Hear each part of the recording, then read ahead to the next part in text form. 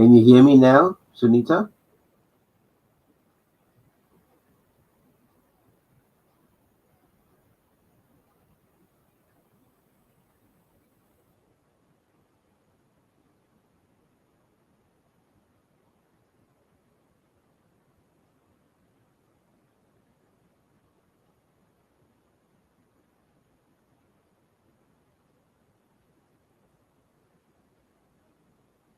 Can you hear me now, Enda? Good afternoon. We have sound. Okay. Let's kickstart at 15 minutes. I'm so sorry. Let's just go straight into it now. I'm not sure where we are. But Enda, looking at where we are in relation to purpose and alignment of purpose with body, mind, and spirit, what does that really mean? So, let me tell you a story. Some time ago, Len and I decided to go rowing on the Orange River. And in one place, this river is 300 meters wide.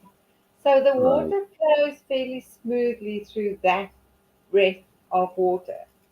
Then we got to a rapid where the water had to rush through this very narrow 10 meter space. Mm-hmm. Now, Len and I had rowed before, so we are fairly experienced, and that rapid should not have been a challenge for us. But what happened was when we went into the rapid, I had this fear, and I was sitting in front of the boat. And instead of believing in our ability that we can do this, I became scared and I got thrown out of the boat. Right. My husband jumped into the water very gallantly to save his wife. But what I realized was that because I was driven by fear, my body, mind, and spirit was not aligned with my ability. Mm-hmm. So, um, if I had believed in our ability, in our previous experience, and I had anchored onto that, the rapid would not have been um, a problem. But when Right. we look at people living in lack of material acquisitions, in lack of money, in lack of health, those people focuses on the lack only. Okay. Hmm. So what happens is that the universe continuously gives them back more of the lack that they don't have. Yeah. How true. Where you focus on, energy flows. Bottom line. 100%. Right. 100%. Right. Now, based on that, let me just help deep dive into some of these areas. When I talk about body, mind, spirit synchronity, I come up with purpose and I wonder what is it that drives people. And I've wrecked my brain over the last 2 decades working with people, trying to crystallize, as you know, the purpose concept and trench it in people. And I've been able to categorize this into 8 categories. The topmost category that I come up with is clarity and focus. When you're driving with body, mind, and spirit alignment, we need to look at clarity and purpose. Now, my point to you now is how would you define clarity of purpose in a case like this? So for me, when I look back at that rowing experience, I functioned at a level of about 100 vibrations per minute because I was in a fear state, which limited what I was able or should have been able to see. But when we get up to about 500 vibrations per minute, where we function with reasoning, it becomes so much easier because now we are able to live with that belief that it doesn't matter what happens to us.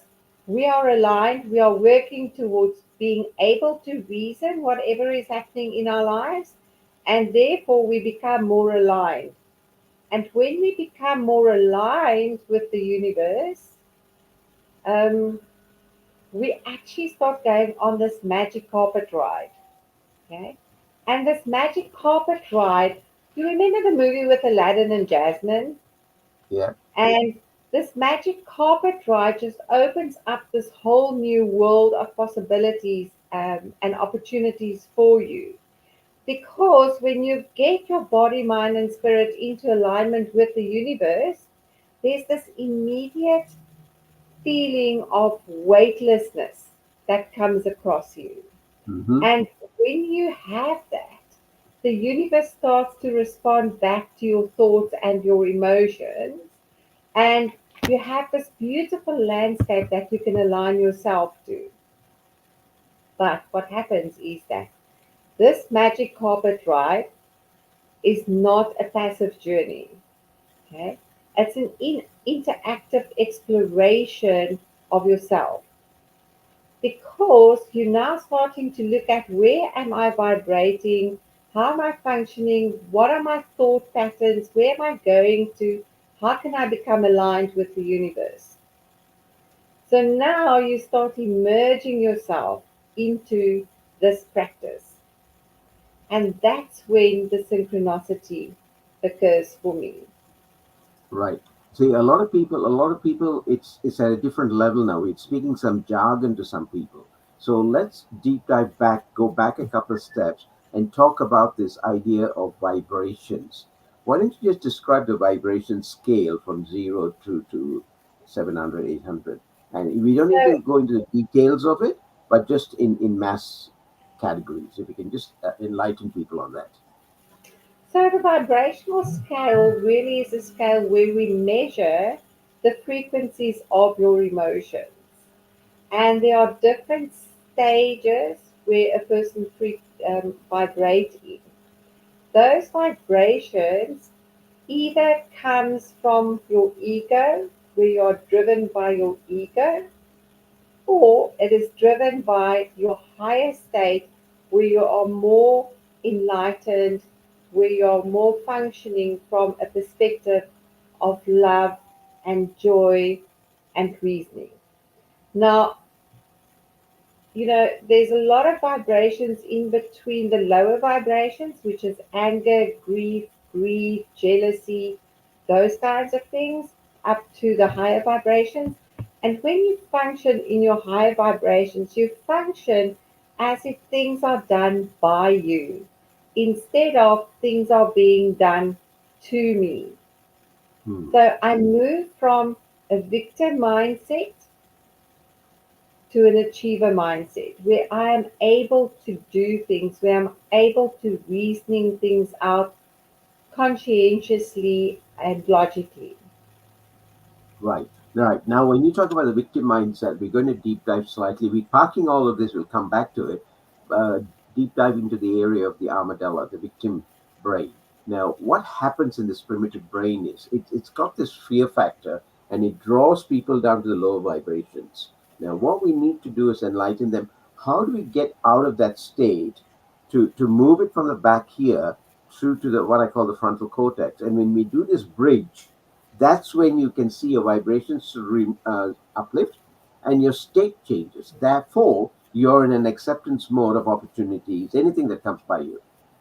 Can you explain that part, please? So, to move here from your monkey brain to your frontal cortex, there's a couple of things that you can do. You can go meditate, which is always good because it teaches you how to control your thoughts and Mm-hmm. it helps you to focus. You can journal, you can go for a walk in nature. Another one which works quite instantaneously is when you put on happy music and you go for a dance. It raises your vibration and your energy immediately. Now, what happens when your energy and your vibrations are raised immediately? Your happy hormones are released. Your oxytocin, your serotonin, your um, endomorphines, your dopamine, and when that triggers in your brain, your state changes immediately. Right, And right. Now, it's like a radio station that if you don't like the sound of the radio station, you can go and change the radio station. So when you exactly. involve in these practices of playing music, meditation, journaling, going for a walk, you're actually changing. your own radio station within yourself. Very good. Now, those dose chemicals that you mentioned, dopamine, oxytocin, serotonin, endorphins, those dose chemicals actually steer a person through these various state changes. Now, when you understand that, and as you said, bring in some of the best practices, like what you said, breathing, journaling, meditation, all of that, and it doesn't happen unless you practice it. And most people don't have the patience to do it. And this is what they need to take a couple of steps back and look at doing it time and time again until mastery comes into play. And this is why a lot of the short term, or I should say, certain generations are finding it difficult because they get quick scheme. They want everything in a shortcut. They want everything done yesterday. They don't have this mindset of gestation period. All of this adds up to this particular aspect of clarity and focus, and this stands out enormously in current youth, particularly when you're asking them to do tasks and they are in the stage where unless they can do it, they're not there. I was listening to a podcast the other day, and this young guy is explaining to an influencer. He says, "Oh, I don't know if I'm ready yet. I've been here for 8 months and I'm not making an impact." He's saying, for crying out loud, 8 months. Some people have been in organizations for 5 to 6 to 7 years, and you're saying 8 months. Give it a break, pal. You understand what I'm saying? So, how do you see that? Because that is truly in line with you wanting to be in focus and acquire that clarity. How do we get this balance into people? You know, David, I actually have an intern that is exactly this kind of person that you're describing. Rowan Right. is very much um, immediately satisfaction orientated. Everything must happen now, everything must be done right. But it's only really when you sit in silence and when you do your introspection, which is not an easy process for people to go through because you have to be brutally honest with yourself. And when you practice some of the tools and the modalities that we have on our platform in MRM and Fire to Wire, do you get to the answer? Yeah. Because you need to not only practice these principles, but you need to apply these principles. And Yes. you can't just apply them once and think, I'm going to have results. You need to consistently apply these principles. And when you do that, what happens is when you fall down, you're able to bounce back so much quicker. Hmm. But it comes with practice. And you need to be dedicated and you need to be open to the change. If How you are true. stuck in instant gratification mode, it's not going to happen for you. Yeah. And one of the things that most of us have been emphasizing is everyone knows a baby is not born within a day of conception. It takes 9 months of gestation period. The same thing when you want to make curd, it doesn't mature within an hour. It takes overnight curing. And the same thing with good cheese, good wine. All of this are experiences that are out there. Then why is it that some can't understand that concept? Is it lack of exposure? Is it lack of awareness? Because it's going to open up another subject for us from here.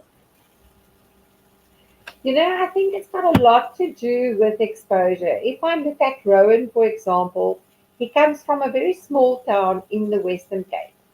So the exposure level there compared to being in Cape Town where he is now is completely different. Yeah. Completely different. So, number one is exposure. Therefore, people need to engage actively in discussions on various topics with each other. They need to read, they need to listen to the radio, they need to watch educational TV programs, not mindless movies, not the news, but educational programs where they will benefit from and where they will start getting stimulation from because they can then go out. You know, I watch Rowan and he has grown a lot since he came here. but there's so much more growth to be done with him. And in some people, it's a quick process because they just that way inclined, that they've grown, they develop quicker. Other people take a little bit longer. And Right. naturally, people are prone to change, they are resistant to change. How But true. once they grasp this concept, Yes. it They'll becomes fly. really magic. And that's where the magic carpet ride comes in. Yes, Let me just deep dive further. We touched on the peripherals of this, and obviously, this is directing towards a thing called motivation. I don't believe in motivation. To me, motivation is hot pathing, but there is an intrinsic manner of motivation that can drive people. And I have this concept that I've found very effective. When you have an idea, it's up here, and people work in this brain of logic. But when the idea moves from here to here, the feel factor comes into play. Okay, and when it's moved into the heart and the feel factor is playing, you move from the heart with that idea, ideating it further, and it gets to your guts. Guts, the genuine urge to succeed. Now, when it gets down here in our belly, and that's when you're fully immersing in it, and that's what I talk about true motivation, because it comes from inside out. It's not the outside hot bathing, it's the inside out motivation. Now, how do people get that inside out motivation for success? it's exactly like you said. I think when we were all younger, we thought we think with our brain, we feel with our hearts, but the two are separate, they're disconnected. And Yes, only when you understand that the two function in dovetail mode, that they are interlinked and connected, do you get to the guts. yeah, Um, and again, it's something that people need to experience. They need to feel this connection happening for themselves. And when they practice the modalities that we do, this is what occurs to them. Their lives change dramatically. We have had so many beautiful people on the platform expressing how exactly this connection took place for them and what changes have come into their lives. They are now telling their husbands, we are having lunch, you cannot put on the TV, but when I am done and I'm going to my platform, you're welcome to watch the TV. So they are opening up, they are standing up, they are expressing themselves, all because they are finding this connection and they are yeah. finding their purpose. They are finding their own voice. And it is absolutely incredible to see these people just flourishing. How powerful. And let me just park all of this aside and come back to this concept of you mentioned MRM a bit, and you've mentioned modalities and practices. Why did you talk about how has MRM impacted you? And I highlight one or two. I think we've got about 90 plus modalities, best practices, exercises on the platform. It's all provided to people. So those out there who want to look at what we're doing, please peek in. You're allowed to come into MRM and have a look at it. Where do you find information about it? Mentalresiliencemastery.com. Get into that and you'll see what we're talking about. Just share yourself, and what has this done to you and how it's triggered shifts in you. Then we can talk about a few experiences from the others. Before MRM, I was confident at school. I was a little bit shy, but in my working career, I established some confidence. When I joined MRM and I started practicing these modalities, my life changed dramatically. I became the co-author of our beautiful book last year, Grail, Take Your Life Right with Purpose. I will be a co-author again this year of our new book, The Purpose Matrix, Fulfilling a Journey to a Fulfilling Life. I have become the co-founder for Fire to Wire South Africa, Nigeria, Saudi Arabia. I'm the founder of Angel Parties for Children with Cancer. So all these beautiful things has happened. I have had the opportunity to travel with you through India for 1 month in May 2023 where we touched the lives of 8,500 people, telling them why it is important to have a purpose in your life. How incredible, amazing is that? But with these modalities is apart from the fact that I have gained a lot more self-confidence and I'm able to talk a lot more, my decision making ability is so much quicker and the quality of the decisions are so much better. And when there's adversity that I'm faced with, challenges that I'm faced with, that happens to everybody, it doesn't take me 3, 4 days to get over this. It now takes me 5 or 10 minutes to get over this. So that bounce back, that resilience factor is so much better and so much bigger. And this is what happens when people join MRM, when they do practice these modalities. But the thing is that not everybody wants to be speakers and not everybody wants to necessarily write a book. The beautiful thing of MRM is that's okay. The thing is, they all find themselves, they all find their place in the world, and then they can go out and they create these beautiful lives for themselves. And we've got beautiful examples of people that have done that. So true, so true. That's basically why we as human beings are in this planet Earth. We're wanting what, within inverted commas, one thing that most of us are striving for is happiness. It's not the Maseratis or the Lamborghinis, it's that true happiness. Now, as the Lama points out very bluntly, he says man's quest is for happiness. I take it one step further and say man's quest is not only for happiness, but the fulfillment of whatever they do.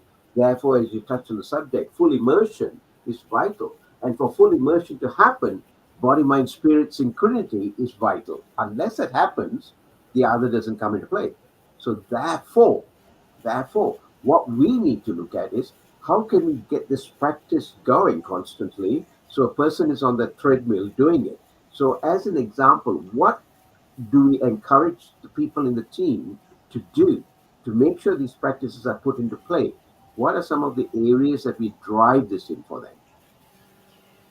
So, beautiful practices that have cemented this for me is at the end of the day, we've got a process where we wind down. And in essence, we just evaluate our day.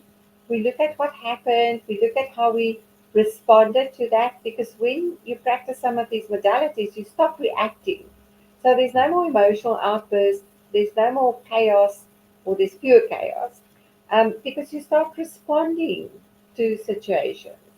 And you can start, when you write it down in your journal, you can start identifying behavior patterns. So now you can start changing your behavior, which is beautiful. But because we also promote living with gratitude, the things that you look at change. And once you experience that, your brain can no longer process negativity because it's not focused on negativity. It doesn't see that anymore. All it sees is opportunities and challenges in a good sense. How true, how true. And now that you can talk underwater from where you were, Edna, can you enlarge and enlighten us on how this concept of purpose alignment has enhanced one's well-being? You know what happens with when you live in purpose and when you're living in gratitude and you have a purpose in your life? Um, David Nair runs not only the MRM platform on a Thursday afternoon for me, he also runs a Fire to Wire session in India, which in South African time starts at 1:30 in the morning and finishes at 2:30. Fire to Wire South Africa starts at 5:30 and finishes at 6:30. I attend both sessions because I want to. Because every single session that I attend, I pick up something that I can take away, something that I can ponder on during the day, and something that I can learn. And this is the power. I'm not saying everybody must do that, not at all. But the fact is that there are these platforms created for you where you can only benefit from, where you will grow and develop hundredfold over. So the choice is yours. I love being on Fire to Wire. I love being on MRM. And we've got so many other opportunities and offerings for people that join our platform. You know, besides the fact that we do skills development, we've also got this incredible safety net of people where you can be yourself. So if your purpose is not clearly defined, somebody will help you. If your body, mind, and spirit alignment is out of sync, somebody is there to help you bring it back in line again. There's a safety net where you can be vulnerable, where you can be open and honest, where you will not be judged. And that safety net is something that no money can buy. And I'm proud to say we've been able to cultivate that, nurture that over time, that the trust factor is there for the group members. And those that are actually embedded in it have actually scaled up, not just in the monetary gains on the business or not just in the self development of themselves, but more the inner fulfillment and the inner contentment. And you can see them. I mean, I learned this from one of my best mentors, and I had 14 of it to get me to where I am. So that's why I'm so entrenched in this philosophy of getting care with help and getting masterminds in place and getting support structures in place, right? John Grinder used to always say this. John was always in this contentment to say, "Hey, listen, unless you can connect with this, which is your subconscious mind 24/7, you're playing with yourself." And I will honestly say, I attended a summit run by a billionaire on Thursday in Brisbane. He had promoted that for 6 weeks, where 2,800 people had registered for it. So he hired in Brisbane. It costed him 150,000 dollars. How many attended? 800. Why I'm asking and saying this is the trend has come through of recent times for people to get this complacency around them and the comfort zone that they're thinking, hey, chalo, in India, that's what they mean. She be right, Jack, is what they say in Australia. It's okay for us to just keep playing and time is endless. Then on the same platform, we had a doctor who stood up and said, do you know that 90% of people alive in the planet by the time they get to 65 are dead? 90%. Some through illnesses, some through natural deaths. The point I make is how many of us have got this timeline put in front of us to say, hey, listen, I'm here on this planet. I want to contribute something. I want to make sure I can give my most into it. I need to screw myself in here mentally to make sure I'm delivering certain things back. Why? Because I had a gift given to me, the breath of life. That's the most precious gift given to us. How many of us are actually rationally thinking that through? But when you come to a platform like ours, like what you just mentioned, Enda, that's brought to the forefront. You're constantly that's there with your laser beam to say, this is why I am here. I need to do something for me, my self care, and I need to do something for the rest of the world. So, as part of that, how now can I ask you this question? Do you balance the demands of purpose, your purpose, my purpose, with the need of self care and ensuring you're putting everything and giving your best and not sitting on the complacency treadmill? Well, luckily, I have one of the best excellence performance coaches in the world driving me. So I have a calendar where I plot everything that I need to do. I plot the speaker platform, the mastermind, the book reading, the purpose drive, the fire to wires, the podcasting, the blogging. My blood pressure is on there. Everything is on there. I've got my husband's golf games on there. I've got my daughter's equestrian competitions on there. I plot everything. I have on my wall my goals that I want to achieve for this year and what I need to do to achieve those goals. And I've got 5 goals on my wall. 3 of them are virtually done. Because I look at it every single day, it's in my mind, and I am reminded every single day I need to do something today to achieve these goals. But the satisfaction that you get from that, because now suddenly you're working productively, you're using your time so much more effectively, and you think, you know, I have these habits that I'd like to cultivate. So now suddenly you're working on your habits. You're improving some habits and you're leaving some habits behind. But because you have these goals, these audacious goals, you have your dream sheet. And suddenly you go from 10 dreams to 150 dreams I've got on my wall. And I've got pictures.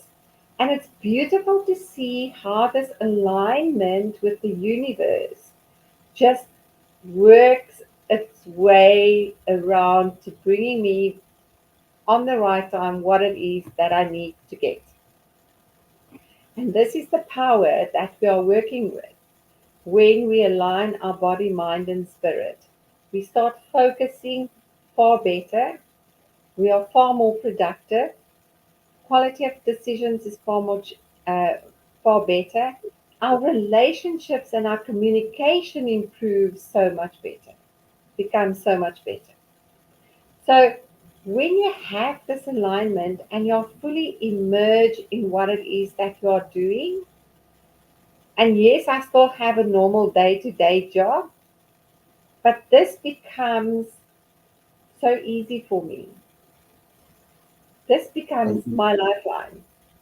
exactly. And so therefore the stress factor that normally would be with people, just having a job without all the other add-ons is right up there.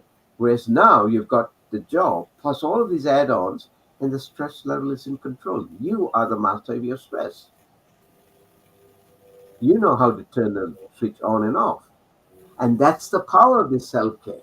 And many don't realize when you have this imbalance, you end up doing a lot more in a shorter time, and your throughput is high up there.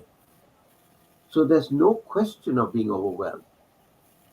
Let me move on to the next subject, which is extremely important: authenticity. What does living authentically mean to you? Why I'm driving this is because a big percentage of our community come from India, and certain things of the extended family overshadows and prevents some individuals to actually reach beyond what they can do. And when they do actually sneak out of that, they pull back in. Okay, they're not true to themselves. They question it constantly, and that's a paradigm concern that they are, each of them is having this conflict within themselves, fighting it. How and what does this mean to you living in South Africa? And what can you talk about in relation to some of the encounters you've had in India on So, this subject? being authentic to yourself again is a process that you need to go through because it's very difficult. Often, like you say, you would sometimes actually suffer silently instead of speaking out. You would give up your values to keep the peace rather than stand up for something that you believe in wholeheartedly. So, being authentic takes courage and determination. And I see that some people would rise up to a point, and then when it becomes a little bit uncomfortable, they would fall back into their complacency, which now takes away this authenticity, because when they were at the higher level, and I actually had this discussion on Thursday night with a friend, where I said that because I look at life completely differently, probably to most people, because of the modalities that we practice, because of what we do. When people are not at that same level, it becomes difficult for me because I want to push them up to get there. But when they go back into this little pot of crabs or frogs, and they're sitting happily in complacency, we can only feel sorry for them, because being authentic is difficult. But being authentic is being true to yourself, which means sometimes you need to say goodbye to friends. Sometimes you need to say goodbye to family if it's necessary. But you need to make the decision of how much you are worth to yourself. Because when you realize your self worth, then the authenticity is priceless. And that's where the issue and challenge comes in a lot of cases, primarily because it impacts their self care. They're internally in conflict because they can't liberate themselves from that. And at the same time, they don't know how to handle it if they went out on their own. So, what does a person do in a case like that? That's where a platform such as this can help steer them and not just say get out of the situation, but rationally help them figure this thing out. But many don't have that opportunity. A handful have it, those that are within this platform. Interestingly enough, when you have that, you now look at with a different picture, with clarity, and you can then get involved with whatever activity that you are doing in your fullest capacity, which means you immerse in it 200%. As I'm talking here, a message just flashes up on my screen to say, I could not do this, I could not do that, I could not do this. Six things. And the person is overwhelmed and seeking help. A new member, by the way, seeking help. How do I handle this? That's what the system is. That's what we provide. And this is where many do not understand the power of what I call collaborative growth. And that's what we're providing here in MRM. So those that are out there, my sincere suggestion to you is connect with one of the MRM members or look into our website, mentalresiliencemastery.com, and look at registering. We will take you on board and have an accountability partner who'd work with you and go through it. Why? All of this is philanthropic, by the way. Why are we doing this? For one and one purpose only. There are many people out in this platform who are looking at giving hope, reaching out and giving hope. And I spell hope this way, HOPE. Help other people evolve. When you do that, unfortunately or fortunately, you get the fulfillment. That's the bottom line. Let me move on to another area and that I want to really touch on: the greater resilience. By being involved in a community like this, building a resilience. You mentioned the word bounce back. The rate at which you bounce the first time when you fall is slow. The second time, it's faster. The third time, even faster. So your bounce back rate comes through faster. How is that achieved with the practices that we have? So again, when you practice the practices that we have, your resilience is built, which means you can bounce back so much quicker. Um, but it comes with practice. If you you focus on the control of your thoughts, for example, and you practice this for a period of time where you say, I'm going to choose which thoughts I'm going to allow into my mind and which thoughts I'm not going to allow to take on board in my mind, that resilience, that clarity, that focus comes around so much quicker. And I think, again, with the modalities where we say, when we focus on the positivity in life, our brain don't see the negatives. It doesn't process the negativity any longer. So therefore your ability to bounce back becomes quicker and much stronger. But also it is important that you engage in your self-care practices, that you continuously fill your cup, because if your cup is not full, you can't give anything to anybody anyway. Exactly. Exactly. So your Very self-care good. practices becomes important. Your, you need to consciously. This is a living process every single day where you are aware of what is it that I'm thinking, what is it that I'm feeling, how am I responding to this? Was that the right response? Should I have done it better? How can I learn from this? What am I going to do tomorrow? It's a continuous process of all these things at the same time every single day. And yes, it's difficult in the beginning, but as you go through this and it becomes a way of life, it is so much easier and so much better. And eventually, you actually don't even think about, should I respond or should I react? You respond automatically. You hold your tongue for a minute or two before you say something because you process in your brain, what must I say to this question? What must I say to that statement? What is the outcome that I want from this conversation? Whereas before, you would probably have listened and heard the other person speak, but before the other person had finished, you already processed an answer. Now we engage in active listening,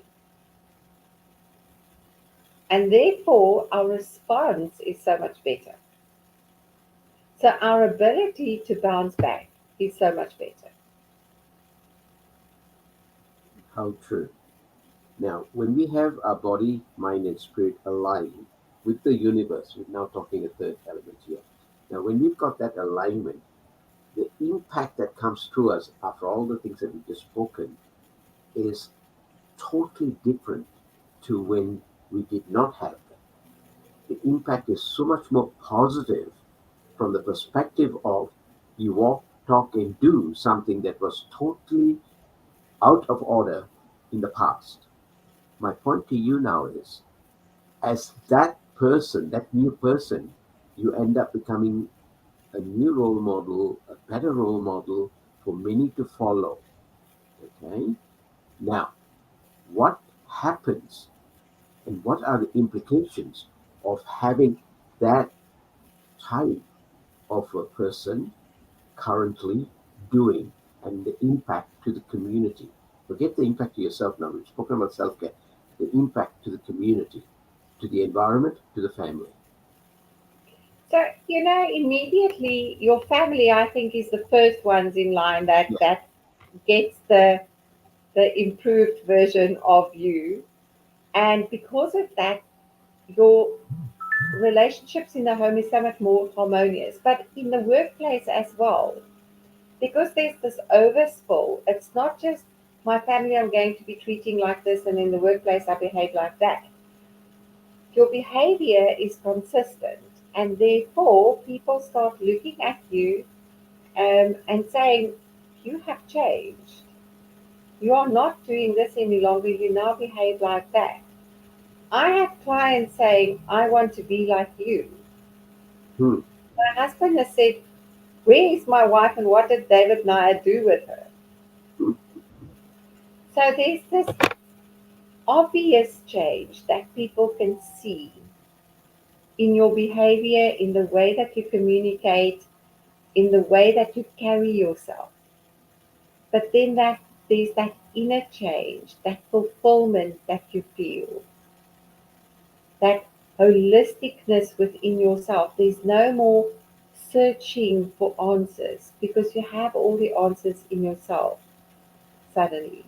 Because your body, your mind, and your soul is now working together as one.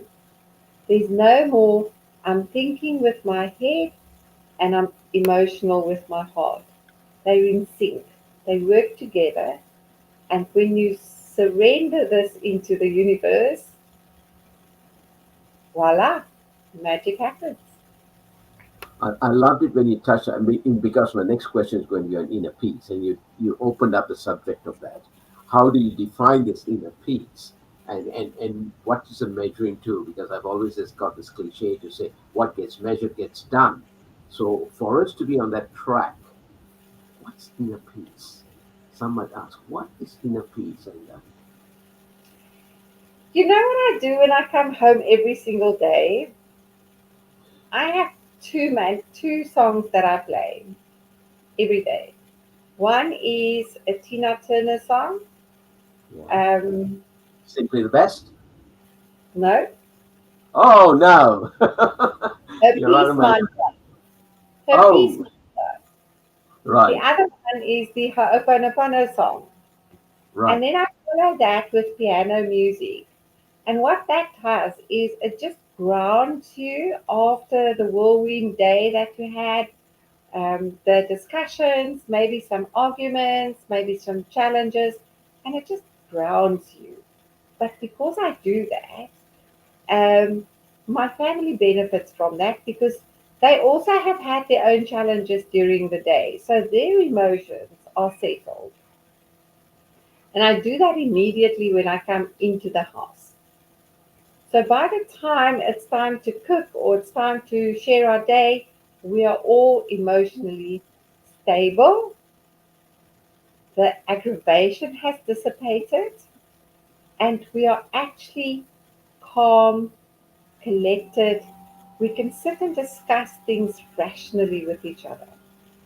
There's no irritations, there's no frustrations, there's no fighting, and it's such a peaceful way to live. But I have a sanctuary in the house that I call my little Indian corner. And I have these beautiful things that I brought from India with a couple of books that I was given and gifted during my travels there. So this is my office. This is where my Indian corner is at. My vision board, my goals, all my things are on the wall over there. And I can come and sit here and I can just breathe. But I also have an outside corner in the garden. I have an office in my garden. And there's nothing more tranquil than sitting in your garden, listening to the birds, feeling the grass beneath your feet, looking at the different colors of the plants and the shaded areas and the sunlit areas in your garden, and just appreciate what God has created and given to you. So when you are in turmoil, you need to be able to go to a sanctuary, whether it's an office in your house or whether it's your office in your garden. If you don't have a garden, go for a walk on the beach, go for a walk in the park, go for a walk in the forest. But replenish your soul because that self peace, that inner calmness is absolutely priceless. How true, how true. In fact, the same thing with me. I have a sanctuary up in the back deck and a sanctuary up in my front veranda with wind chimes and all of that plants. The key element is, for some reason, the ambience of that environment triggers certain chemicals within us, in particular the dose chemicals that we spoke of earlier.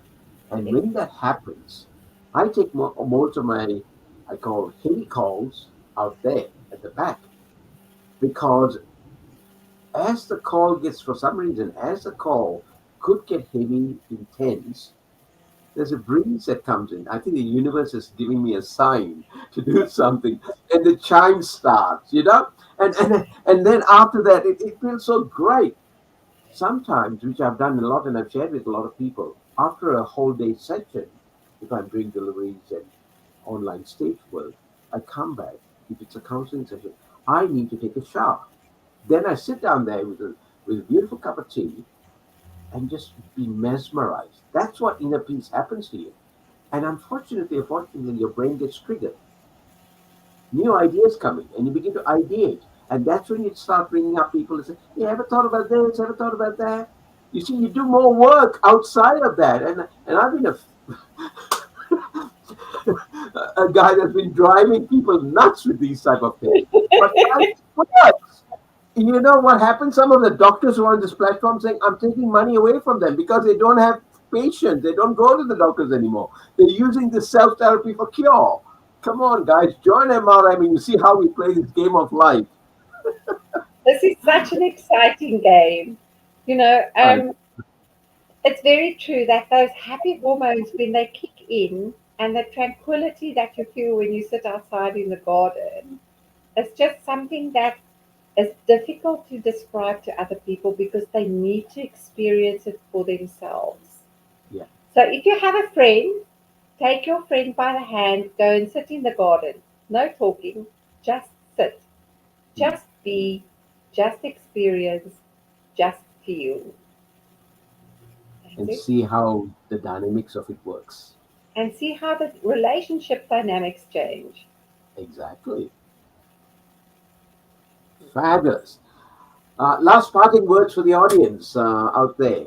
And Last parting words to the audience is if you want to change your life 100-fold over, if you want to experience the joy that we feel, if you want to co author a book, if you want to improve your self awareness, your self confidence, if you want to scale up your life, join MRM and Fire to Wire. You will not be sorry. The practices, the modalities that we have to offer you is not only priceless, but the impact on your life and the impact on the lives of every other person that you touches every single day is immeasurable. Thank you so much. appreciate it. And thank you for coming online. And one word, one phrase I'd give everybody out there: your destiny is shaped. It's in moments of decision that you shape the destiny. So my sincere suggestion to people out there: don't waste time. Think no. Just connect with one of the people within MRM. Look in the MRM website. Connect, register, come into the system, and just play with the game and see how it is. You got nothing to lose, but all to gain. Thank you so much, ladies and gentlemen, and thank you, Anda, for being online. We'll connect again soon. Take care now. Bye Thank bye. you so much. Good night. Good night, or good morning for me. Good, good morning, good night.